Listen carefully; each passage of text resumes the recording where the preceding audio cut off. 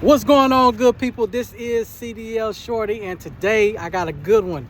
Today I pulled up on this truck driver randomly too. That's how good God is. I pulled up on this truck driver. What's your name, brother? Marquise. Marquise. I pulled up on Mr. Marquise, and right now he's gonna give us some gems and some game to the trucking industry, how to stay in it, longevity, and talk about the brokers, talk about dispatchers and shippers, because a lot of brokers or dispatchers and shippers don't know what it means to truly be an owner-operator and how much money it takes to fire this truck up and run this truck up and down the highways and byways. So, Mr. Marquise, I'm going to turn it over to you, and I thank you, brother. No problem, man. No problem. The thing about trucking is that you're right. Brokers and shippers, nobody knows the hassle. Nobody knows our hustle. Mm-hmm. Nobody knows our determination. Mm-hmm. It takes all of that. Dedication. I mean, it's all real. But the problem that I'm actually seeing, and it's going to piss some of y'all off, is that we as truckers are too reliant on the load board. Yes, sir. On the load board, that's not where the money is. Yes, sir. Tell them how long you've been out here. Oh, yeah. Let me give you some credentials. Let's get this truck out of the way. I've been driving trucks for 23 years. Clean driving record, no accidents, no tickets, no court appearances, no criminal record, nothing like that. I got all my endorsements. Yes, sir. I've been a CDL instructor. Woo. And I do a podcast as well, called Fireback Radio. Yes, sir. Y'all go follow him as well.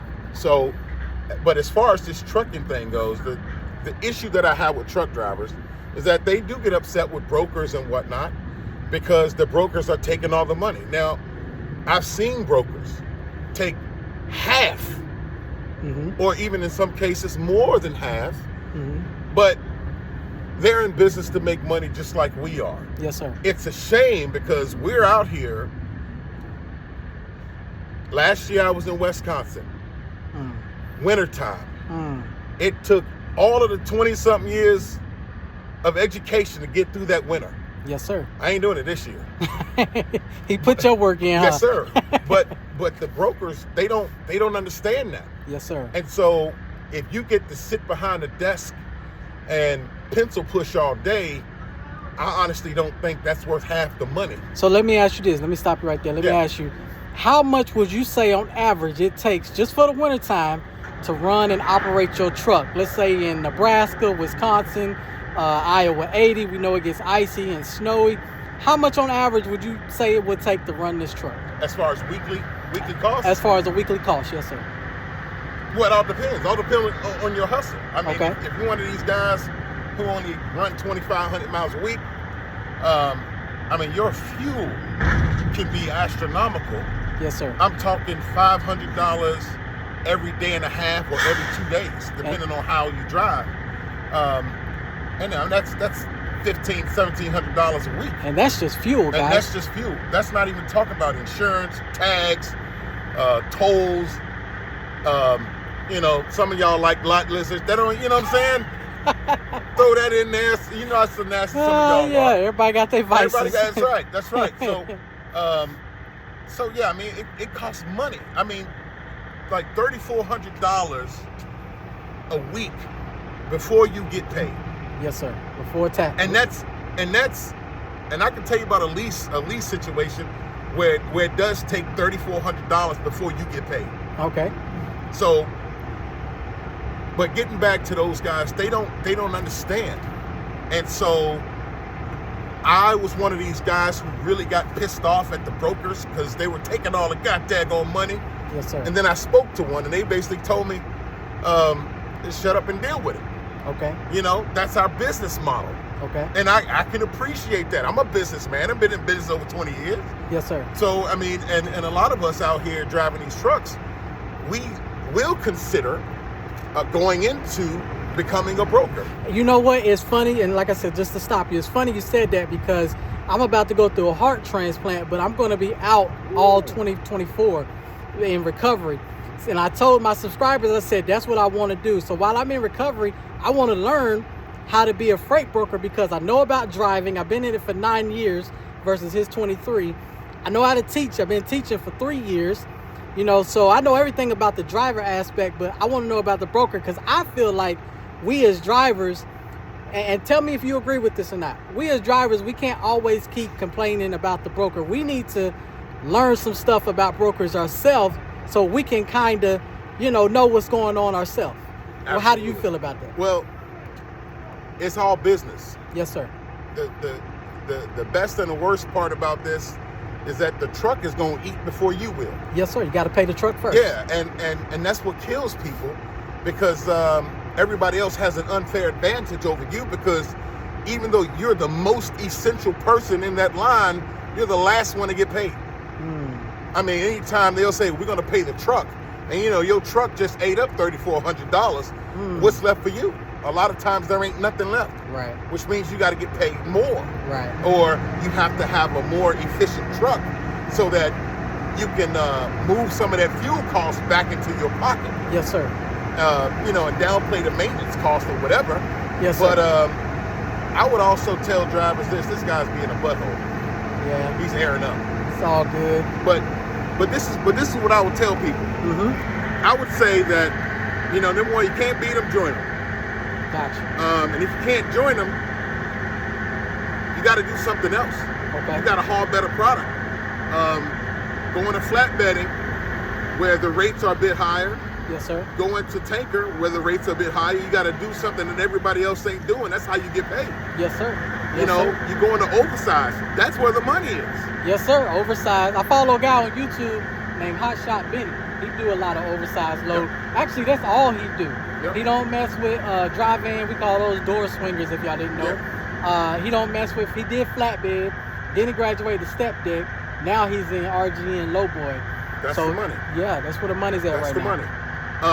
But also, instead of getting upset with these brokers, you got to get your own contract. I mean, broker can't do nothing if you eliminate them. That's all a broker is. He's the middleman between you and the customer. Yeah. Now, if you eliminate the broker, you're dealing with direct customer freight. That's where the game is. Yes, sir. That's where you can kill the game. But the problem with that is, if you only have one truck, a lot of these shippers, they don't want to fool with you if you only got one truck. Yeah, I heard through the grapevine that you have to have at least 5 or something like that. Yeah. Because if that truck break down, they want to know, can you still continue to move this freight? We don't care if your truck broke down. We don't got time for excuses. Can you move this freight? Yes or no? But the secret to that is, that's when you have to build partnerships. Yes, sir. You have to build partnerships with other owner-operators. That way, when you go into these facilities, yes, sir. You say, I got 35 trucks. You don't own 35 trucks, but you're in partnership with other owner-operators who want to get paid, and you can run whatever that they need because you're available. Yes, sir. And there's always, and that's one of the other problems in this industry, is that everybody wants to be the boss. But everybody wants to complain about it. Everybody wants to be the boss, which means that they're not going to form partnerships. Yes, sir. That's a problem. You have to form partnerships. You have to give up something in order to get something in return. Yes, sir. And that's how you win in this business. Yes, sir. You have to give up something. You have to have a vision. You have to have a business plan. You have to have a serious banking situation. You got to form those partnerships. When you form those partnerships, that's when you go knock on the door, bring flowers, candy, whatever you want. Network. Build Yes, sir. those relationships up, and then be consistent. Yes, sir. Consistency, man. If you ever wanted to dance with a girl, she gonna say no a few times before you say, "How about now?" And, and Right. she's like, "All right, come on." Now you got to dance in. Right. Man, these shippers ain't no different. Yes, you keep going, you keep pounding, man, until you get the yes that you're looking for. And you don't have to be nasty. Just be very decent, very organized, very businesslike, and you impress them with what you say, how you say it, how you present, and even you might want to wash your truck because that's when you go in and you want to pull up in your ride. Yeah, you know what I'm saying. You only got one time to make a first impression. That's right. And if you botch that, they're not gonna fool with you. Yes, sir. And like if you roll up in a hoopty, They not, you're not representing. If you need to rent a car, go rent you a car. Right. Because once you get the attention of people, they gonna keep eye on you. Yes, sir. So let me ask you this. Let's go to the front, look at your truck, and then tell us what year truck this is. Come on, man. This is not something you wanna. This ain't something you wanna present. Now this is a borrowed truck. Okay. My truck is on its way. Okay. And this is the old truck. I don't even know what year it is, but I know the engine's been redone. You got a what they call an end frame. Got it, on the top, I think. Okay. Truck runs circles around everybody. Stick shift? Yeah. 13 speed. Oh, 13 speed. Yeah, 13 speed. She ain't pretty, but she get the job done. But she get the job done. I run paper log because it's an old truck. Yes. Now, you run, I was just talking about that. Have you ever heard of glider kits? Yeah. So I was just talking about that because glider kits are ELD exempt. Is this a glider kit? No, it's not a glider. Okay, it's not a glider kit, but he is ELD exempt. Now, let me ask you this. How did you become ELD exempt? Because the truck is dated. Okay. So it has to be dated in between what and what? Well, once you get up to like 2010, 2012, okay, you have to have an ELD in the truck. Okay. This truck is a little older than that. Okay. So they don't require you to have an ELD, so I run paper. Okay. DEF, you got DEF on it? Ain't no DEF on it. Ain't no DEF. Tell them about DEF a little bit. I know I hate DEF. Hate DEF with a passion. Well, I think DEF is a scam simply because diesel is a byproduct of making gasoline. Yes, sir. And so diesel should always be cheap. Yes, sir. But somebody figured a way to manipulate the cost, and they raised diesel prices up, and then magically DEF comes along, and DEF is just as expensive as diesel. I mean, it ain't no but modified cow piss. And don't get none on your clothes because you're going to smell like this the whole time. I was telling a lot of drivers that it comes with a lot of emission problems.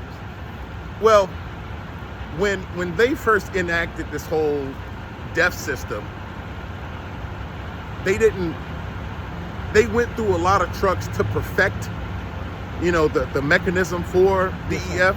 Yes, sir. And so nowadays you don't really have that many problems, but right when it was coming out, probably up to maybe 2019, 2020, you've always had issues because it wasn't perfected. It was rushed. Yes, and sir. so they just stuck it in there and hoped it worked. Yes, sir. And that's bull crap, man. The last truck I had was DEF deleted. I had a 2011 Cascadia, DEF deleted. The only problem with DEF deleted trucks, it's illegal. Yeah, they just outlawed it a year ago, though. They just outlawed because they started catching on that we were doing that. Yeah. And that was just a year, so it ain't always been like outlawed, but DOT government, they want their money. Yeah, so. yeah, and it's a shame because we're being taxed to death. They have police officers specifically for trucks. Yes. And I think that's you talk to any brother, they'll tell you that's over policing. Yes, sir. And I think that's a sham because you got people out here pulling lawnmower trailers. Ain't no lights on. They got junk dragging. I saw a guy dropping stuff on the street. They pull me over for stupid stuff. They ain't gonna touch them guys. Yeah. What about the people that got RVs and campers with a trailer on the back that is just as long as we are, but they don't gotta have a CDL or any knowledge of trying to drive a 73-foot vehicle? Yeah, I don't like it. I think even when you drive a U-Haul, you should have some sort of training. Yes, sir. Because these vehicles, like I used to tell my student, if you don't respect it, it will teach you a lesson. Yes, sir. Let me tell you something. At the school, I had a student. He came in from Florida. He was some big guy at Walmart Corporation. He retired, right? Mm-hmm. He came to school to get his CDL, but the funny story he told us was he had one of them camper RVs. His wife used to get so mad at him because he never knew how to back it up. So this is what he was doing in his driveway. This is the camper RV, right? Yeah. Instead of doing a 90 and swinging that thing, he was doing this all day, back forth, moving it inches at a time.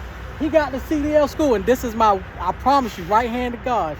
He said he would stand off to himself, and he would analyze the situation, right? He said this. He said, I never knew that you could twist and turn these things like that. I was like, because I was wondering, like, usually when you see a student in CDL school stand off to themselves, their brain is working. Yeah. They're analyzing stuff in their mind because they're messing up.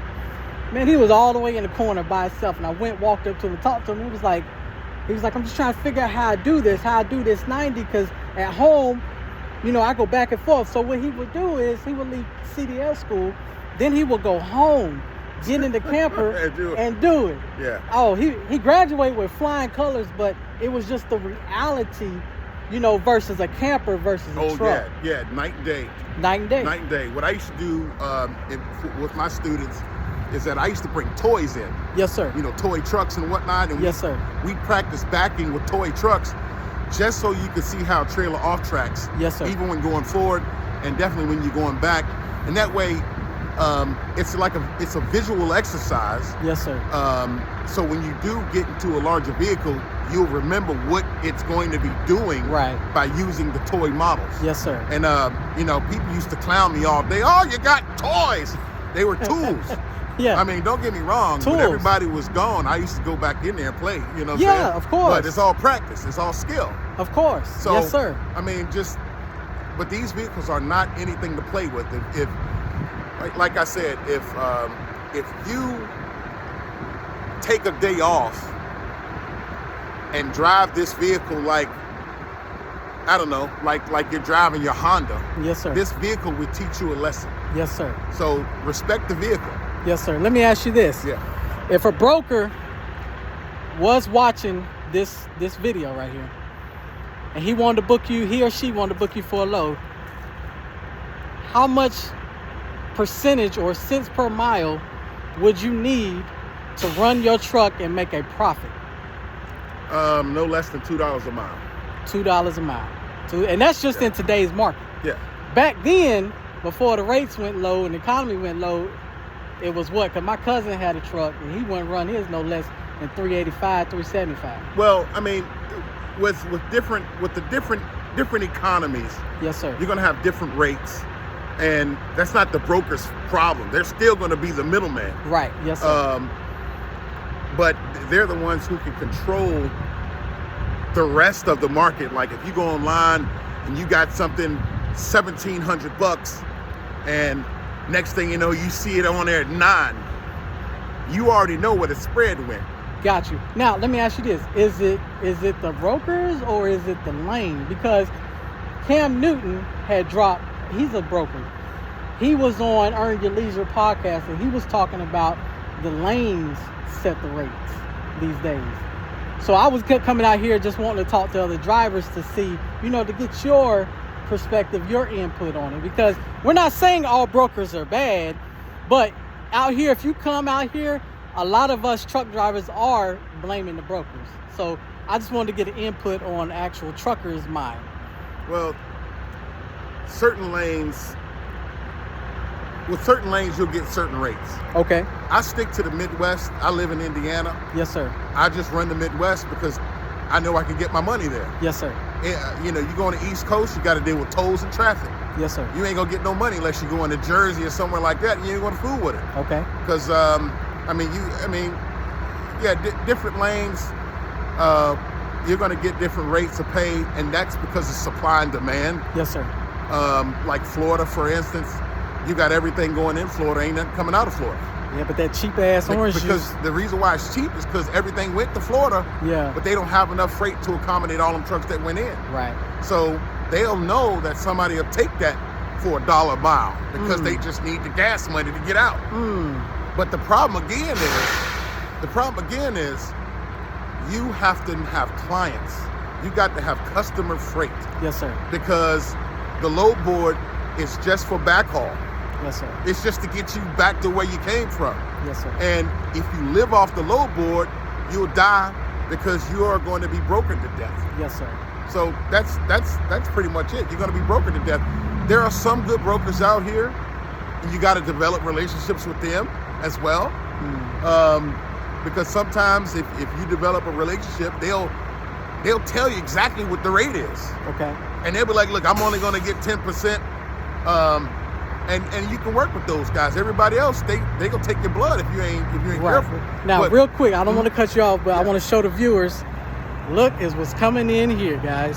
This guy making all kind of money. Woo! That's a bad truck right there. But let's continue. He don't have a sleeper on it. because he's sleeping in the hotel room. Woo! Woo, that's a bad truck right there. Yeah. I gotta get it on video. Yeah, get him. Oh, look at that, look at that, look at that. Oversized. That's what we was talking about earlier, oversized. That's where the money is. Yes, sir, yes, sir. All right. Let's get back to my man right here. Yeah. Sorry about that, guys. That's a nice No, truck. that ain't no apology, man. That's business. Yes, sir, yes, sir. Yeah. Yes, sir. So, Yeah, but oversized, I mean, I've done some oversized in the past and I never let it go. But the only problem about oversized is that you got to get trained. yes, sir. Matter of fact, you got to get trained for everything. But oversized, open deck, flatbed, step deck. I handle step deck because I'm a big boy. I ain't climbing up on the flatbed. yes, sir. And even with this, I do containers with this. And my next truck, I'm not gonna have to go up to the catwalk to plug my stuff in. Oh, you're gonna have the airlines go up under? No. I'm gonna be able to walk between the truck and the trailer because right now I have to climb up on the catwalk just to plug in. Gotcha. See how this guy's is over here? He has to climb up on the catwalk. Oh, that extends. Yeah. Oh, he got to okay. climb up on the catwalk to plug it in. Yes, sir. Because if you have a drive-in, all of those plug-ins are on the right, on the driver's side. Yes, sir. That right there is in the middle. Okay. And he got to climb up there to do that. And since I'm hauling a bunch of chassis and containers, I got to climb up. Yes, sir. And I'm a big safety guy. The last thing you want to do is to have to continuously climb up and down because it only takes one opportunity for you to fall. Correct. Yes, sir. And that's it. That's it. So That's it. out here, you got to work smart. You don't want to work hard. You want to work smart. Now, leasing. I noticed you were going to get into that earlier. Let's go back to that a little bit. What would you say about people that are getting in lease purchase agreements? Now, disclaimer, lease purchases, I personally don't think there's nothing wrong with it, but I just think you should do it smart. You shouldn't do it when you just got in trucking a year. I think you should do it 2 years after if you're going to do it with the company. Now, if you're going to go to an actual finance company that finances trucks or a bank that take that payment out once a month versus a trucking company that take it out once a week. Well, a lease purchase, like the last lease purchase that I did, I leased on with the company and they ran the load board. Yes, sir. Well, that's the quickest way to go broke. Okay. Because as we already talked about, the load board is only there to do backhaul freight. And now you got this lease on top to where you're paying no less than $1,200 a week. Yes, sir. All in for the lease. But here's the way you can make money. And I'm telling everybody, so you see these lease companies, the first thing they're gonna ask you is, can you run 4,000 miles a week? Woo! Now, they're going to ask you that, but guess what? That ain't going to happen.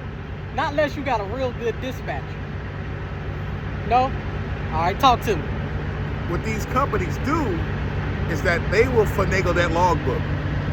Ooh, okay. It's illegal, but they'll make it look legal. It's Okay. just like a digital paper log. Yes, sir. To where if you say, hey, I need more time, you just call somebody and they'll give you more time. Oh, okay. I need a reset, they'll give you a reset. They'll Yes, go back sir. and manipulate all your logs from the previous days and they'll give you what you need. Yes, sir. If you're going to get into a lease situation with any lease company and they're pulling all their loads off the load board, you need to run long.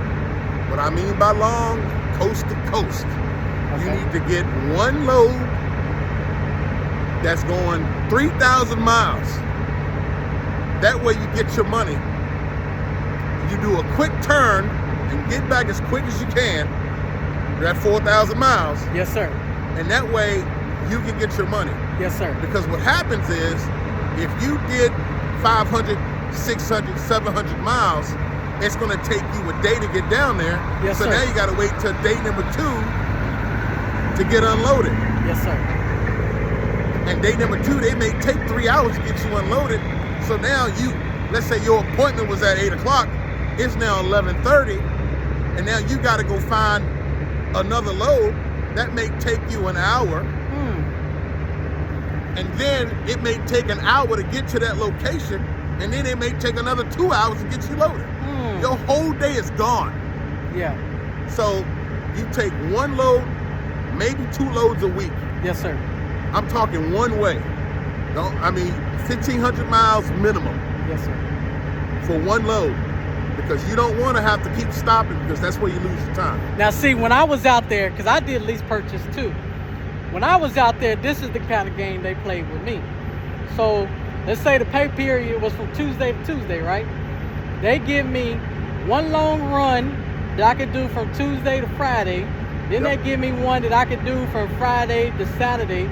Then they'll give me another long run that I could do from Sunday to, let's say, Wednesday. But guess what? That pay period get cut off. So now I only got that one long run and 2 short runs. That's the game that they play out there too, ladies and gentlemen. That's the game that they play out there too. So because know your pay period. Yes. Know your pay cycle. Yes, because now don't take the weekend off. No, because now what they did was, now they cut my check in half and I get taxed double time. You get for that load that I did from Sunday to Wednesday. Instead of that being on my check, now it's gonna be on my next check, which is gonna get taxed. Yeah. That's the game. That's one of the games they play. It ain't pretty out here, man. But you can still win. But you gotta run long. You gotta run hard. That's it. Keep them doors shut. Yeah, and you can't talk about I'm gonna take the weekend off, because your pay period don't dictate Saturday and Sunday. Now so your weekend may be Thursday and Friday, because sir. Thursday's actually Friday and Friday's actually Monday. That's right. On the pay cycle. On the pay cycle, yes, sir. Because a lot of companies or distribution centers are not really open on the weekends. Yeah. So you got to deliver Monday morning, ASAP. Don't deliver on Monday. Why not? You pick like if your Monday is actually on a Friday. Okay. You want to start your week hard. Okay. So go long on Friday. Let's say you going to California. Where we at? Charlotte, North Carolina. Let's say you go from Charlotte. You want to go to California. It's gonna take you 4 days, three days, 3.5 days. Dude, with these companies, when you stop, sleep for 5 hours, get back up, tell them, hey, give me my time. They'll reset your 10, get your behind to California, get that load off the truck, and come on back. Okay. Because you can make a good round trip before the end of the week. Okay. And that's $8,000 gross. Gotcha. Now, if that's $8,000, you're going to pay $5,000. You got the truck payment, you got the maintenance, you got all that fuel. You're going to wind up with about $15,000 to $25,000, maybe $3,000 in your pocket. But you got to run long. Okay. Now, when you said sleep for 5 hours, is that just like on paper, or because on e-logs, I don't know if you can manipulate it like that. No, dude, you sleep for 5 hours, wake up, call them, say, I need my 10. They'll give you your 10, then you go about your business. All companies, I don't know if all companies do that. These lease companies, yeah. If they ask you, can you run 4,000 miles a week? Oh, I see what you're saying. They gonna make it happen. They gonna make it happen. Oh, okay. Because I had a bunch of companies, they asked me that question. They said, well, can you run 4,000 miles? I said, well, and then someone won't even ask you, how far can you drive? I said, well, I can drive as far as the law takes me. I tell you what, one thing I know you're not lying about that is because I had a female friend that's a trucker. She's still a trucker to this day. I'm not going to put a name or a company name out there, but she's doing lease purchase too, right? She had another person on her truck. The other person that was on her truck, they was running teams. The other person got off her truck because she didn't like teams and she found out she didn't like trucking. You know, do you want to know they kept that other lady's logbook open? Oh, yeah. So now my friend, I called her one night, I was talking to her, she said, yeah, I'm about to switch over logbooks. I said, what do you mean? She told me the whole story. I said, y'all could do that? She said, I don't know if we can do it, but they do it for me. They doing it, yeah. Yep. I said, that other lady didn't even know your truck and you still run. She's like, yeah, I got 2 logbooks now on the e-log. Yep. He ain't lying about that. It's out there. Yeah, you can. There's still money to be made, but you gotta know how to do it. Yeah. I mean, there's a right way and a wrong way. I mean, back in the day of paper logs, we all used to run like that anyway. Oh, yes. You know what I'm saying? Oh, yes. I mean, but for me, I don't think a government could regulate sleep. And that's what they tried to do. More people get in accidents now than before they had the ELD. Yeah, my wife said this. My wife said, okay, let's say if you pull over and take your 10-hour sleep break, right? But let's say you pull over, put yourself on sleeper, and then you get out the truck and you get in your car. How do you regulate that? You go off duty. Well, I know that, but I'm talking about how does the government regulate that? Because let's say I get in my car and I drive. The government is one size fits all. They don't care. Okay. As long as you've been off duty, they don't care. Yes. I mean, sooner or later, they're going to start sticking a monitor on you to making sure you're sleeping. Yeah. It wouldn't be surprising. Yeah. You know, I want to know if he's sleeping. Let's go check on him. Yeah, that's why I tell a lot of these guys out here that like to go to casinos and stuff. When you pull over and you take your 10, okay, say if you want to go to the casino on your break, stay in there for about an hour or two, then go shower, then come to sleep. Because God forbid you get in an accident down the road and how bad it is, they will go back to that casino and pull the tape to see if you was in there all night. No. But it's still off. It counts as off duty. Yeah, but they want you to sleep though, right? It doesn't. As long as you off duty. Okay. You ain't got to sleep. Okay. But as long as you went off duty. Yes, sir. They don't care. Okay. I mean, take that with a grain of salt. But when a DOT officer's looking, well, he meet the requirement. They don't care about nothing else, man. As long as it look like you did it, okay. Gotcha. And if you know, just be smart. Yes, sir. Just be smart. When it's time to get your rest, get your freaking rest. Yes, Stop sir. playing with them goddamn lot lizards, y'all. Well, we about to sign out, man. Any last thing you want to say to the viewers out here, brother? Just be safe. That's the name of the game. Whatever you do, safety first. Hands down. Don't be stupid. Don't take no unnecessary risks. Safety come before anything. Safety is life. Yes, sir. Yes, sir. As y'all know, I always stand with the truckers. So, hey, this is CDL Shorty. Thank y'all for trucking with me.